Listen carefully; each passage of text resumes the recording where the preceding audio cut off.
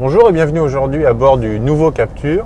Alors est-ce qu'on présente encore le Captur, c'est le petit SUV de chez Renault, apparu en 2013, qui cartonne en tête des ventes. Et pourtant Renault a décidé de lui offrir une petite cure de jouvence. Alors c'est très léger à l'extérieur. En fait il adopte les feux de jour des Mégane et Talisman, donc les feux de jour en forme de C.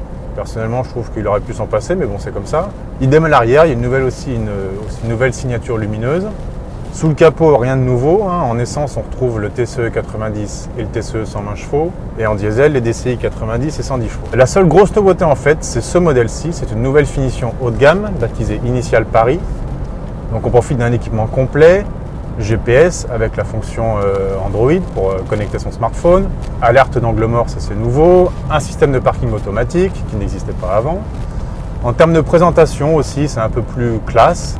Même si franchement le cuir qui recouvre la planche de bord, là, ça fait plutôt cache-misère qu'autre chose. Parce que voilà, un des défauts du Captur, c'était sa finition. Malgré les progrès avec le restylage, ça reste quand même assez moyen dans la catégorie. Pour le reste, les tarifs ne changent pas, donc ça c'est plutôt sympa de la part de Renault. C'est-à-dire qu'en essence, donc avec les TCE 90, on commence toujours à 17 100 €. Et en diesel, avec le DCI 90, on attaque à 19 600 €. Il y a une boîte auto qui est toujours proposée sur les versions essence et diesel. Donc TCE 90, il y a une boîte EDC qui est facturée 1 500 €.